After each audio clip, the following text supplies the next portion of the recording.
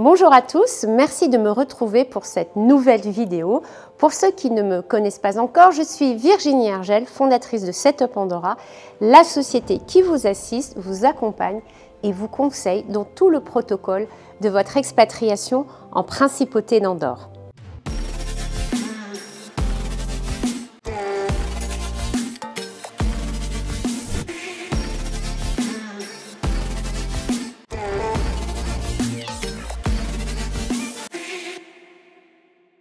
La convention de non-double imposition entre la France et l'Andorre a pour objectif d'éviter que les revenus soient imposés deux fois, une fois dans chaque pays. Certains professionnels vendent ce schéma comme la solution légale grâce à la convention de non-double imposition à tous ceux qui souhaitent optimiser leur fiscalité tout en restant résident fiscal dans leur pays d'origine. Cependant, cette convention ne permet pas de contourner les règles fiscales françaises pour éviter l'imposition légale en France. Est-ce vraiment de l'optimisation ou de l'évasion fiscale? Dans cette vidéo, je vais vous expliquer pourquoi la création d'une société andorrane dans un but d'optimisation fiscale où le détenteur reste résident fiscal français comporte un très gros risque d'être perçu comme de l'évasion fiscale. Pour déterminer où une société est réellement imposable, l'administration fiscale française considère où se situe son lieu de direction effective ou son établissement stable, c'est-à-dire où les décisions de gestion courante sont réellement prises. Si le résident fiscal français dirige l'activité de la société depuis la France, même en étant actionnaire d'une société andorrane, l'administration fiscale peut requalifier la société comme ayant son établissement stable en France et donc imposable en France.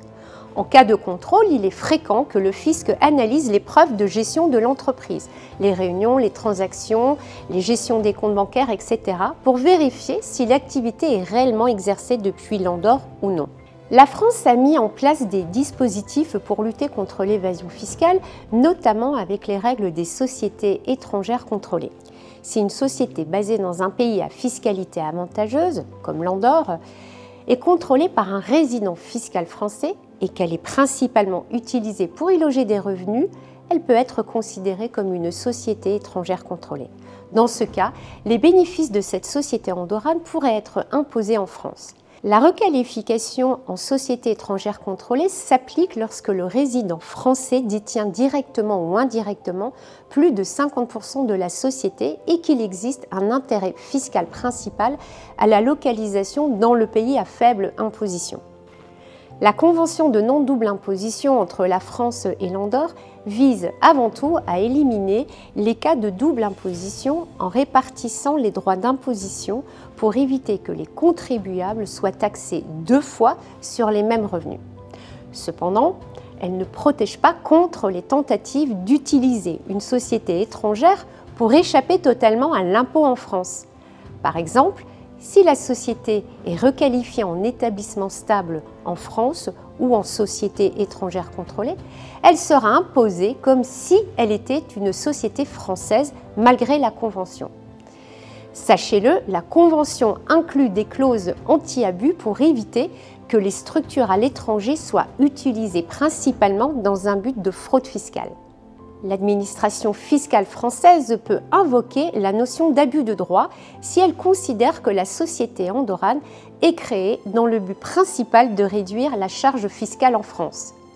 Pour être considérée comme légitime, une société étrangère doit avoir une véritable substance économique, des bureaux, des employés, une activité réelle localisée en Andorre et non pas une structure boîte aux lettres.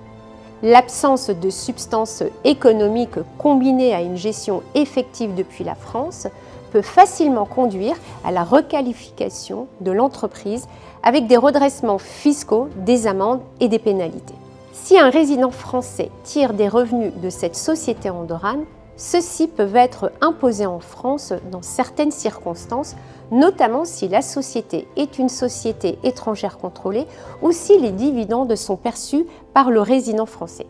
Le fait de ne pas être résident fiscal andorran, tout en ayant une société dans ce pays, rend le montage encore plus suspect pour l'administration fiscale française car le contribuable conserve tous les avantages du système français tout en cherchant à se soustraire à son obligation fiscale. La création d'une société en Andorre par un résident fiscal français peut être perçue comme un montage artificiel pour échapper à l'impôt en France, surtout si cette société n'a pas de véritable activité locale et est effectivement dirigée depuis la France. Bien que la convention de non-double imposition permette d'éviter les doubles impositions, elle ne constitue pas une protection contre la requalification par le fisc français. Les risques encourus sont la requalification fiscale, imposition en France des bénéfices et ou des dividendes, sanctions financières et pénales, pénalités pour fraude fiscale, redressement fiscal et éventuel intérêt de retard, contrôle accru, une attention particulière de l'administration fiscale en cas de montage perçu comme abusif. Il est donc essentiel de consulter un expert en fiscalité internationale avant toute démarche pour s'assurer de la conformité du montage envisagé. J'espère qu'avec ces informations, vous serez vigilants sur les montages que l'on pourrait vous proposer, surtout consulter différents professionnels et surtout un fiscaliste international de votre choix dans votre pays de résidence fiscale actuel. Merci d'avoir suivi cette vidéo, n'oubliez pas de liker, de la partager et à bientôt pour de nouvelles vidéos.